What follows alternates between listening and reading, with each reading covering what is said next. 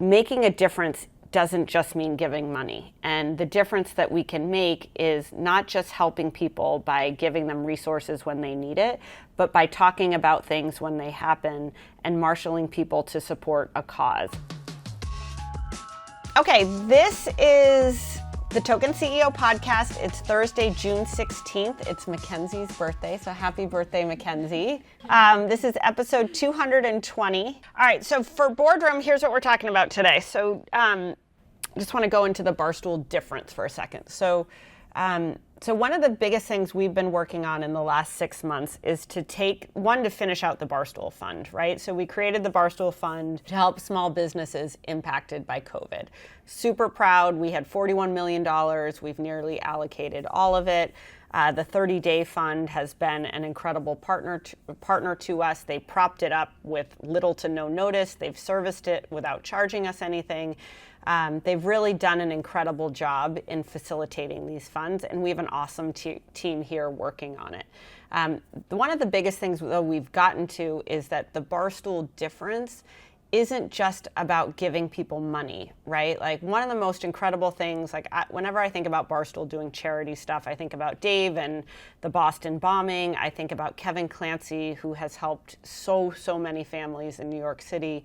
I think about Rico and what he just did for the firefighter from Staten Island. Like, we've done an incredible job of marshaling our fans to take action, to spend money, typically on a t-shirt that we give the proceeds of to a family in need. And I think that the way we've done it, the trust between our fans and our personalities, the integrity that people have had in putting that together in a way that's been like completely unstructured, completely impromptu. You never know when tragedy is going to hit, and I feel like our team has just done such an incredible job on a person-to-person basis, like people opening up their Venmos, people giving Kevin Clancy's Venmo thousands and thousands and thousands of dollars, just trusting he's going to give it to a charity. Like, I think the whole thing it's one of the things that just makes Barstool so irrationally amazing. It like defies logic. We have become such a big cultural force, and our personalities have become so big and so influential and so followed and so prolific that making a difference doesn't just mean giving money. And the difference that we can make is not just helping people by giving them resources when they need it, but by talking about things when they happen and marshaling people to support a cause. So I'm obviously very passionate about women-run businesses, women in business. I'm fired up to be able to help, a handful of women-run businesses who are still reeling from COVID. We have $1 million worth of game, which we're about to announce, a whole bunch of things that they're doing that are helping organizations in Philadelphia, helping inner city youth. We've got Jersey Jerry. We're working on something with him about sobriety and sober living and really helping people afford sober living, which has a lot of hardship and hidden costs around it. And then, as always, really creating awareness and generating conversation like we do every day, all day, whether it's about sports, whether it's about entertainment, whether it's about shit that's happening inside a Barstool. We're going to do this for the things that matter. Is it ever going to be enough? Probably not. Is it ever going to be what everyone wants to see from us? Definitely no. But in our small way, I think what we're doing a really good job of is finding a way to harness what we have, which is a lot of content, a lot of influential people, a lot of platforms, a lot of personalities, and a lot of will, to be able to not only give people money and resources, but also to help them create awareness around causes that they care about and to marshal action when it's needed. So that's what makes me most proud about the Barstool Fund. What we're going to do now is call a handful of women whose businesses we will be helping with the Barstool Fund, and we'll hand it over to that. Hey. Hi. How are you? Good. I'm Erika. Erika, nice to meet you. I have big news for you. What's up? We selected you to be part of the Barstool Fund. That's such good news. So you are awesome. Tell us a little bit about your business so people can know why we're supporting you.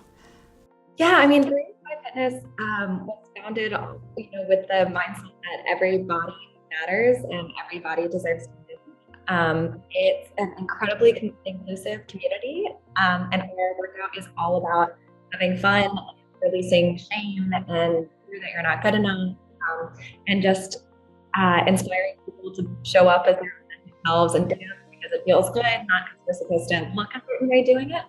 That's awesome. And what are you going to use the money for?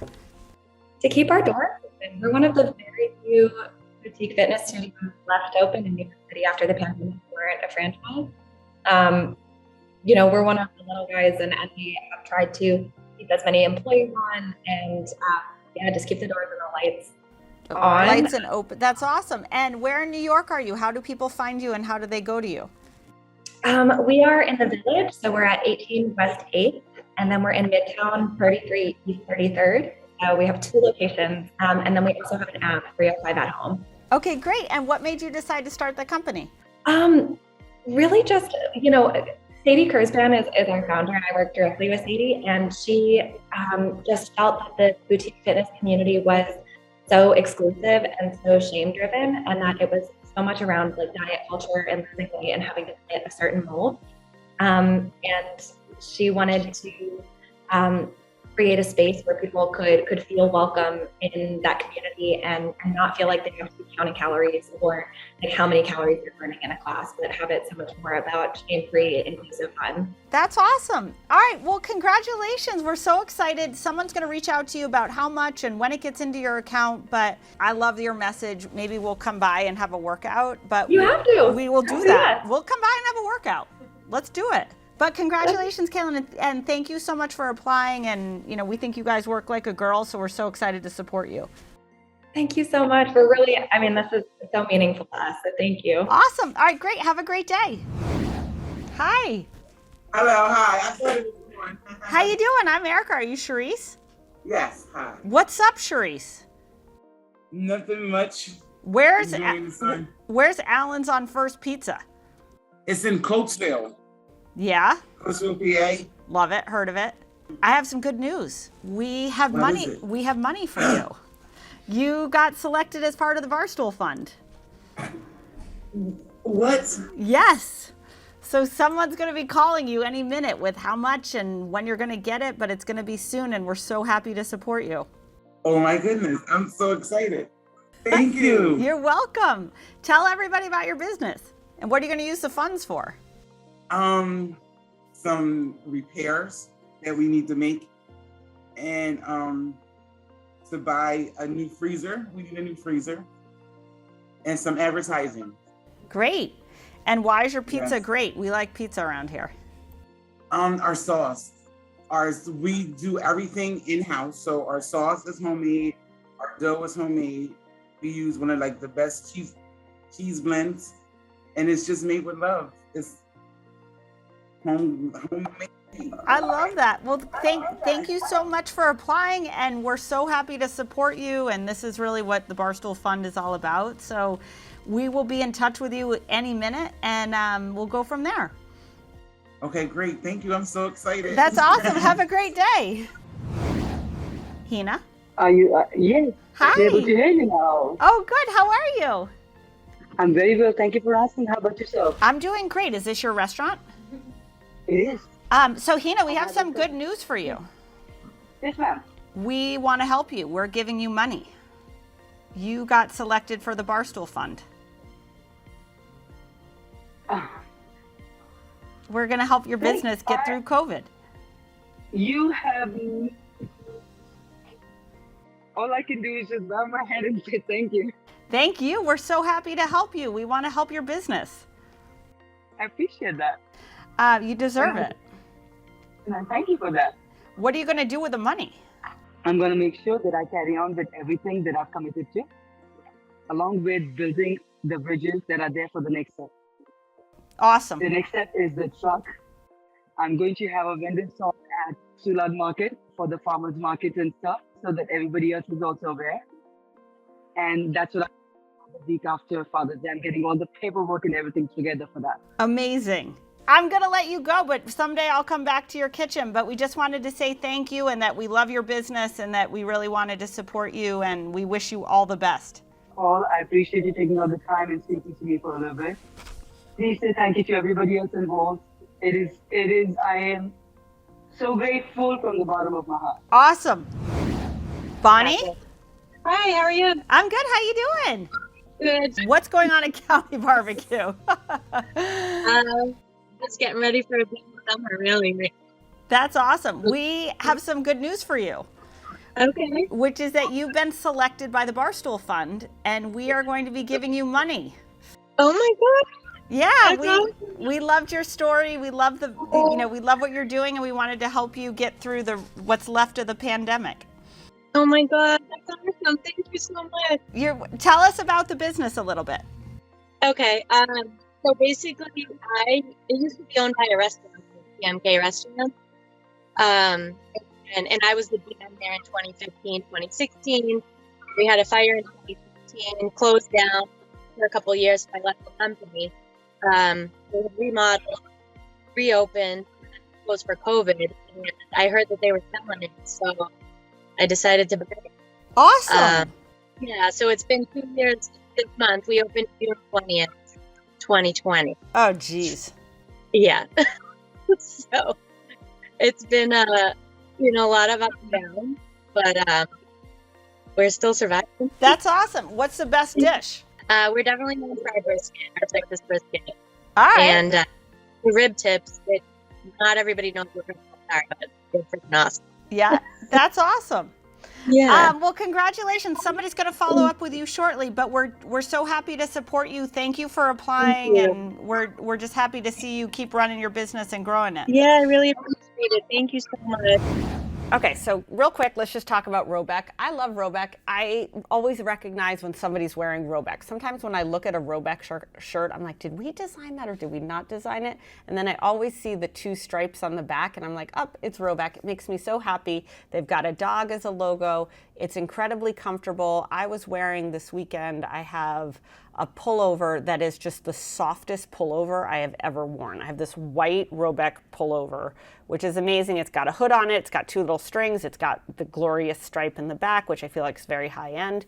Super soft, totally washable. It's durable. It holds up. So if you're looking for activewear that's comfortable, that's high quality, that moves with you, that washes well, that looks great, get Rhoback. See, look at the stripes. I love the stripes. And I just think it's so cute.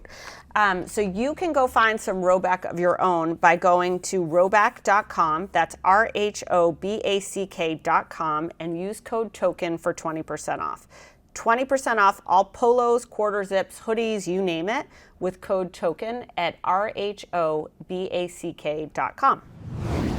All right, so let's go to Q&A. So Q&A, I have this amazing opportunity to return to a previous employer who I loved working for and didn't really want to leave in the first place, but my current opportunity was too good for me to turn down. Anyways, the original place, which is a direct competitor and a conflict of interest, wants me back to do a very similar role as what I'm currently doing, and I'm honestly in shock about how amazing the offer is. I'm terrified, but I think it's a good kind of terrified. Oh, I love that. I think that's a great way to describe life. I'm expecting to be dismissed immediately.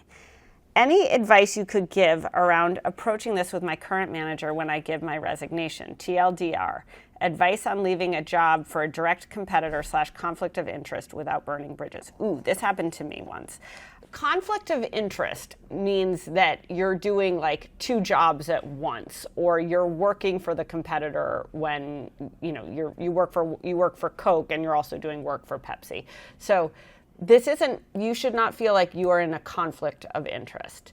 You are an opportunist, which is a great thing. And what you're basically saying is you have a job, you have a skill, you have a background in a particular space, and you work for Coke, and the good people from Pepsi were like, ooh, we want him to come do that job for us, and we're going to pay more, we're going to give better resources, it's a better title, there's more responsibility, whatever. I have to be honest, I think you loved working for Pepsi better than you like working for Coke. There's no shame and there's no harm in that decision at all. I think you have to be very, very, very thoughtful, though. And I think you're doing the right thing in talking about being terrified.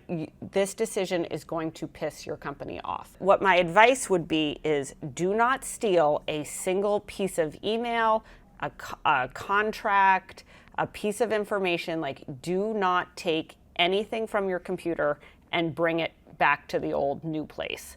You have to be very careful about that, because if you do that, then your company will have a reason to come after you. So you have to make sure that you are walking a very, very straight line and a very, very fine line about what you're doing with the information you have access to with your current company.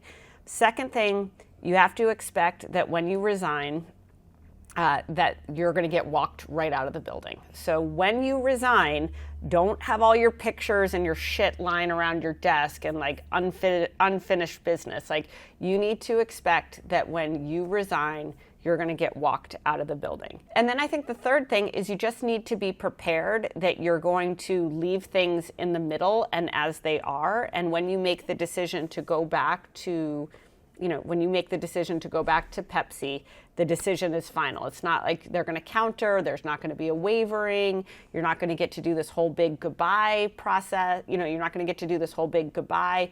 And you're going to have a lot of unfinished loose ends.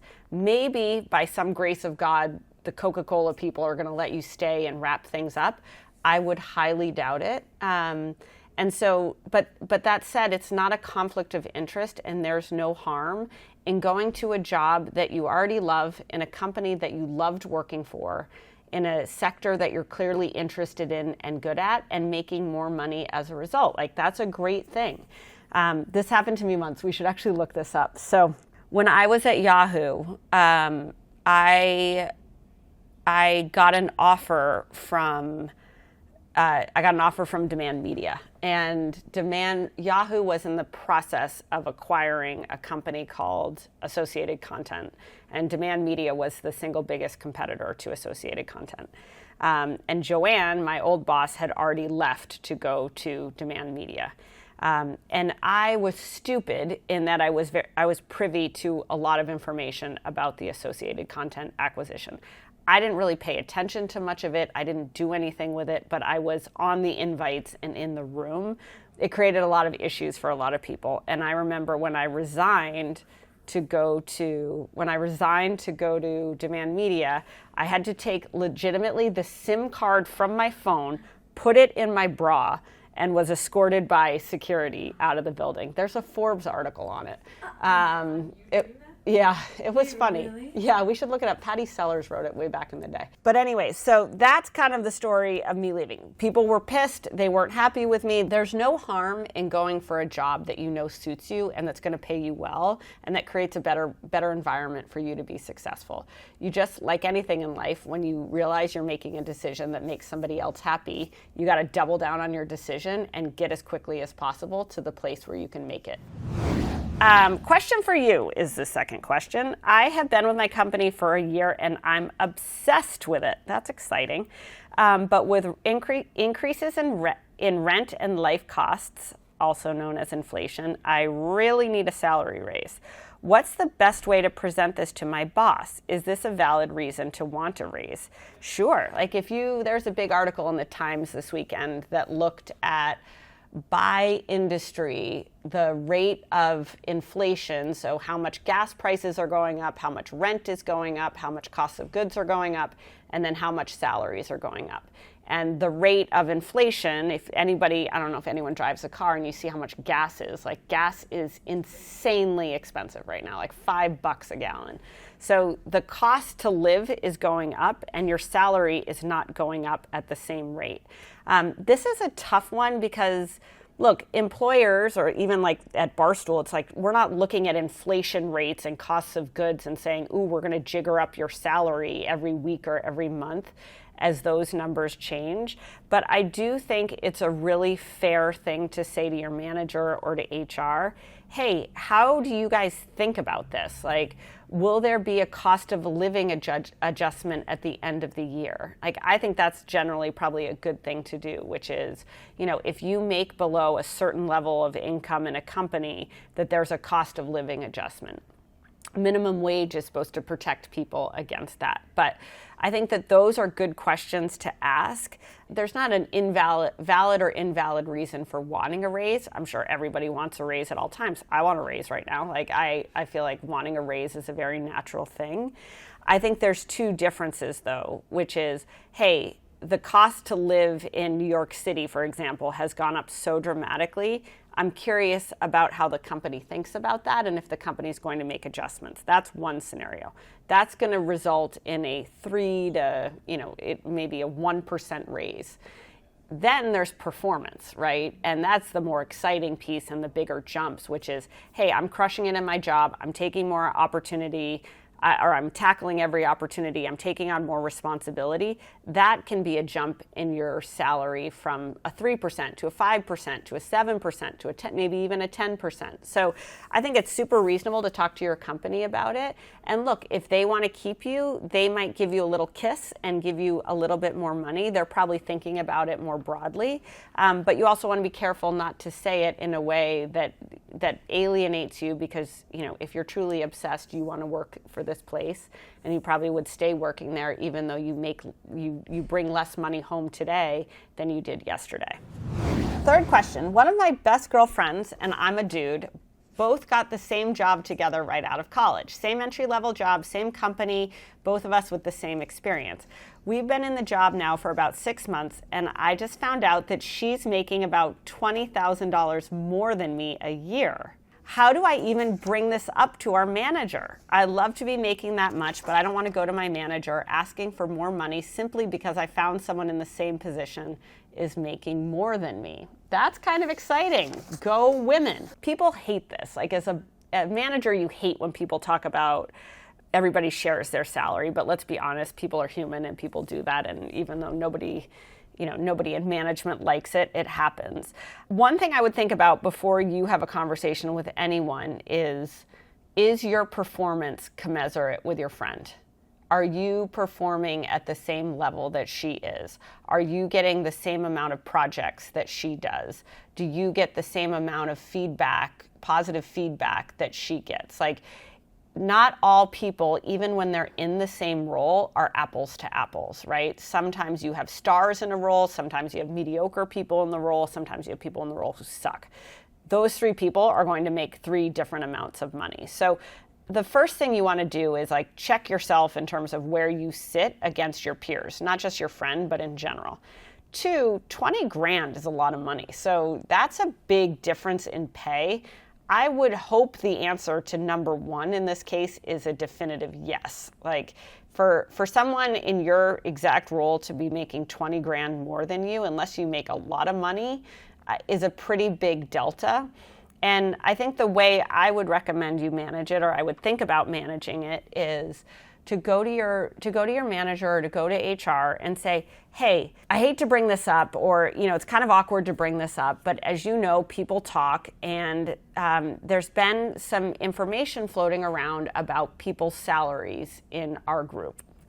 And I've learned, and I don't know, I can't verify that this is accurate, but that other people, you don't need to call out or single out your friend, other people in this group in the same position as I'm in are making significantly more money than me. I think the next thing to do is to stay calm and be rational and don't get all emotional and don't out your friend, but basically say, I just would love to understand the salaries for this type of position. Why are some of these roles or people paid significantly more than others? And frankly, what do I need to do to be able to have a higher salary here? That way it turns the conversation to be about you, which is what you want and what your manager wants too. And then the second thing is it creates awareness about the pay discrepancy, but you're not doing it in like you've got guns blazing and you're giving an ultimatum. You're not doing it in a way that puts your friend at a disadvantage or puts your friend in a bad position, but you're having an honest conversation, which is kind of like, what the fuck? Why do we do the same job and she makes so much more money than me? Companies are crazy. Companies are irrational. Companies make really stupid decisions. Companies overlook stuff. So maybe there's a reason for it and a good reason for it, and maybe there's not. not. But this way, you kind of go into it knowing where you stand in the group, and you come out of it knowing what you need to do to make that level of salary. So when you're finding out that your best friend at work is making more money than you, which is just what happened, you're probably going to want to get your mind off of things. I highly recommend Backbone. Okay, so Backbone, it makes your phone into your console. So when you want to game yourself into oblivion and forget about all the problems in the world, it takes all your gaming apps, it puts them all in one place because they're on your phone. And let's face it, you're taking your phone with you everywhere. It gives you the control of a console right in your hands. You can stream hundreds of games. You can stream FIFA, Halo, Minecraft. You can also use Xbox Game Pass, NVIDIA GeForce Now, and Google Stadia. If you go to playbackbone.com/token, you can order your Backbone for you or someone you know until June 30th, and you can get free access to over 350 console games and perks. This includes 1 month free of Xbox Game Pass Ultimate, 1 pass free of Apple Arcade, 2 months free of Google Stadia Pro, and 3 months free of Discord Nitro. Find your adventure or escape from your bad job at playbackbone.com/token.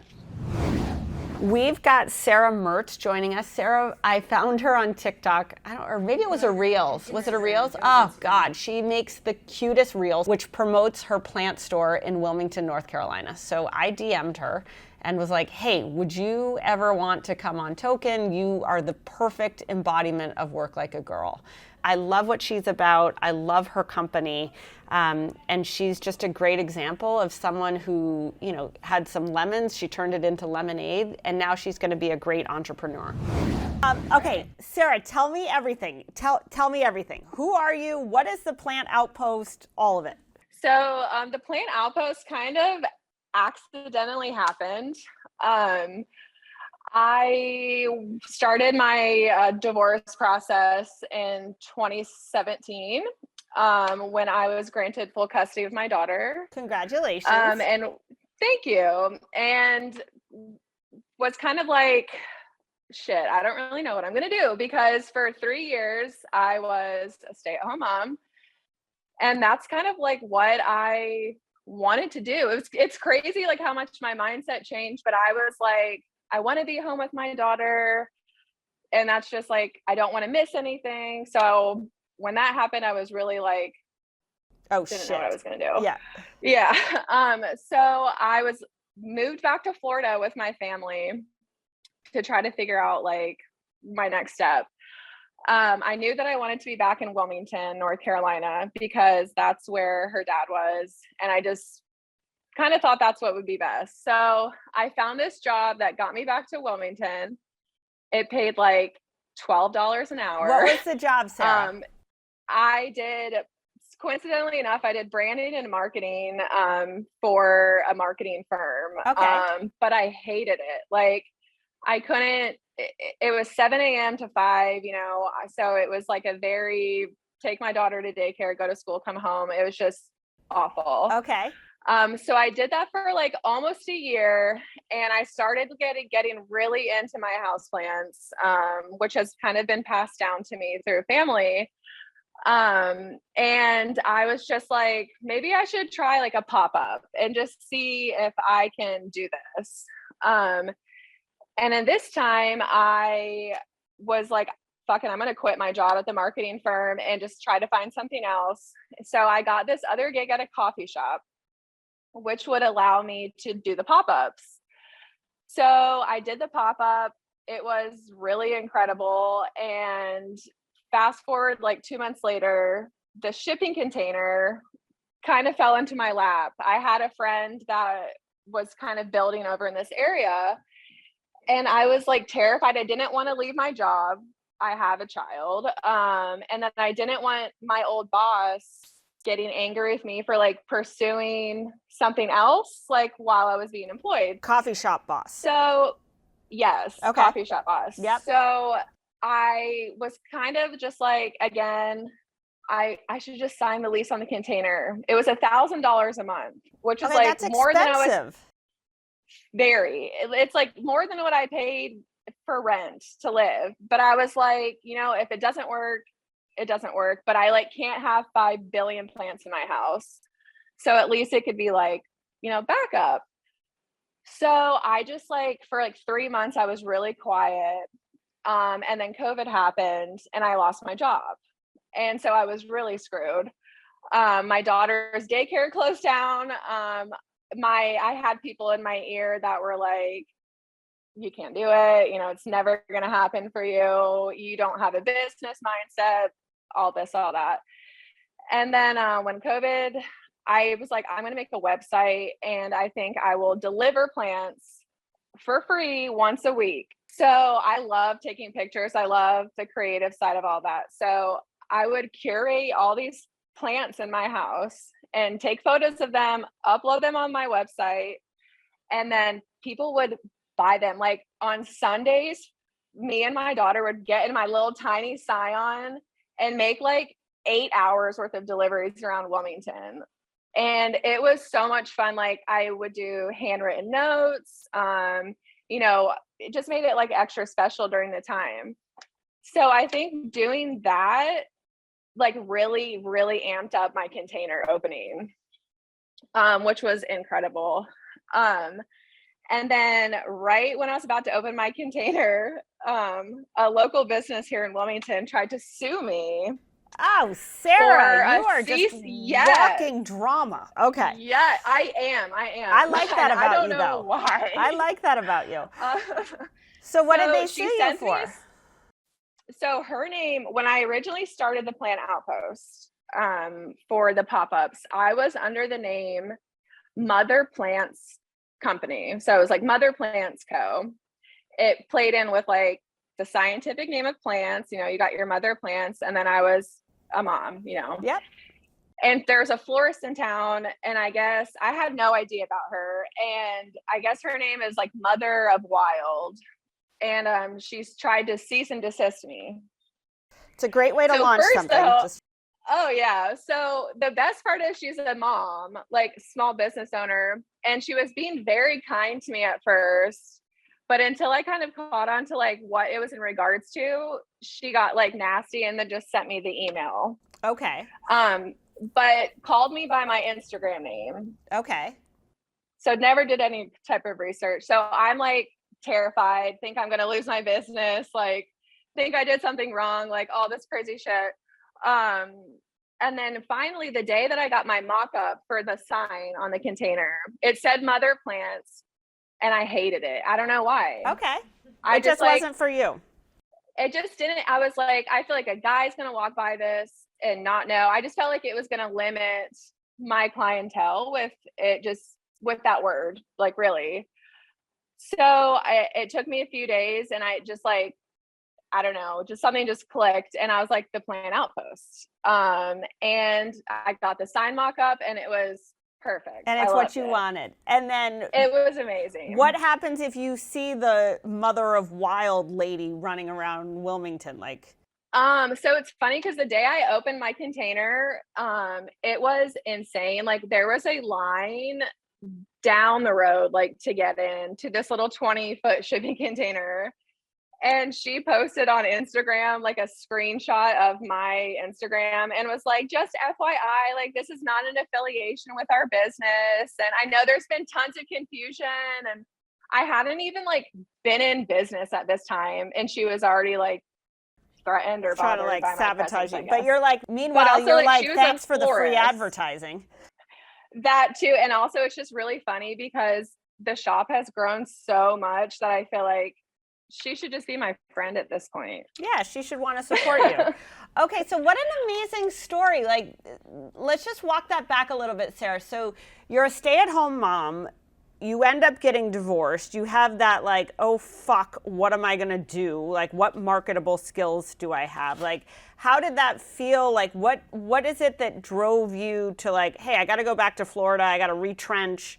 Then I'm gonna find whatever job I can. I'm gonna get back to Wilmington, and now you're a flourishing entrepreneur. So like, talk a little bit about your process in that. Like, how'd you get up the gumption? I feel like I'm definitely still learning. Like every month, every week. But really, like, I was so in fear of like not being the parent for my daughter because her dad is like so absent. And I was just like, I've got to do something. Like, I hated being away from her, and it was just like this lifestyle that I hated it, and I just knew that something had to Something had to change. give. And yeah, and it was just like I knew that making the sacrifices like would be worth it long term, and they really have been.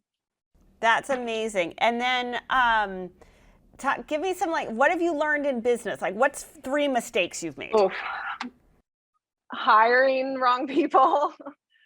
I'm really, and I've been trying to read a lot about how to be a boss. Okay. I have always been like really bad at confrontation, and kind of like trying to learn that like not all confrontation is bad. That like it has to be done, and people can't read my minds. But literally like learning how to have somebody in the shop, like, and also kind of, I have to grasp it, like, they're not going to love the shop as much as me. Yeah. That's a hard one. It is. And then like, I also can't expect but too much, because again, like, it's my business. It's kind of, you're like, you're mad at them for not loving it the way you do. And then you're like, but wait, you're not me. Yeah. So that has definitely been a thing. And learning how to say no. Because like in the community that we're in, definitely like the more I grow, I feel like I get a lot of more, like, I feel like people have expectations of what I should be doing or giving, and I'm really bad at saying no. Yeah. No, I think that's so hard. It's also hard because there's so many people want you to do things that serve them, right? So they're like, oh, you should do this, or oh, you should do that. And you're like, no, I'm just happy running my plant store. Okay, can you show us around? Oh my gosh, yes. So we're about to celebrate our 2-year anniversary. Look at it. This sign, that's from my shipping container. And it was able to move to all 3 of our spots. Wait, you have 3 locations now? No. So I started in the container, and then I was there for a year, and I outgrew it. And I moved into a different storefront in the same neighborhood in the cargo district. And then I had another builder approaching me about moving. But yeah, and then I told the guy that like owns the area I'm in now that I had somebody with more space, but it would be next year. And he found me this spot like the next week, and he was like, we'll get you in it. He doesn't want me to move out of the cargo district. That's awesome. Okay, so yeah. Sarah, tell a little bit about houseplants. I grew up with a lot of houseplants. I'm obsessed with houseplants. I'm right now in this place where I think it's a great idea to put all the indoor plants outside. And then I completely fuck myself because they get burnt, they get bleached, they look like shit. Now I gave up. Like, I feel like if you're going to put them outside, they'll like rejigger themselves. But now I'm like, I'm in a pickle. But yeah, it's tough. So like, I always try to tell people, like, typically most houseplants don't want any direct sunlight. Okay. They just want to be in the shade and like left alone. Yeah, like they like bright spaces, like, you know, light coming in your window, but you don't want them directly in the sun. A lot of them grow naturally outside, so they're getting just like nice filtered light. What's your advice on watering? I'm like a once a week religious, same day, same time waterer. So I was that person too. Up until like the last like 6 or 7 months, I'm learning that watering schedules can be not the right answer for your plants, because soil's drying out faster than others, you know, things like that. So I like the 7 to 10 day, but I like to feel the soil before I actually just water all of them. Okay, so you're like, be receptive to your plants. Get over your schedule and treat your plant like a person. Yes, because they all have different needs. Okay, they all have different needs. I love that. I'm also getting into, I think a secret of houseplants is the misting. Yes, we love a mister. I have these. These are everybody's favorites. It's a dual. It's a Mr. and a Wow. 4. Yeah, so those are big. And then we have a humidifier that we run in the shop at the end of the night. Oh, I'm not doing that for my houseplants. So Sarah, what's your advice to other women who are in your situation? They find themselves getting a divorce. They're like, shit, I have to go back to work.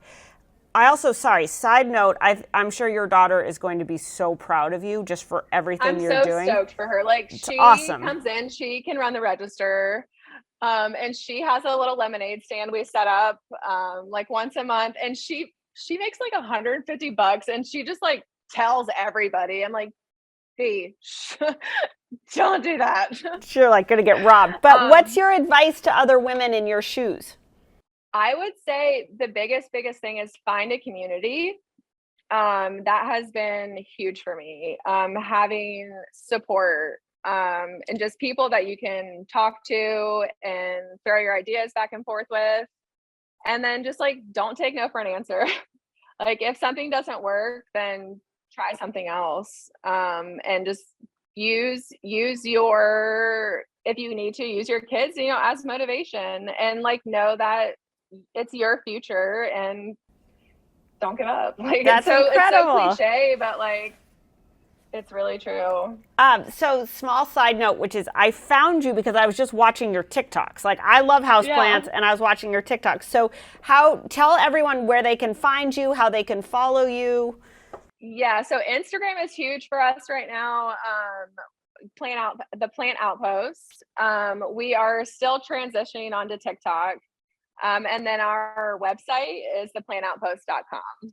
And if you were like, you're an idiot and kill everything and shouldn't be around other living things, what is the like go-to houseplant? Oh, the easiest is going to be like a ZZ plant.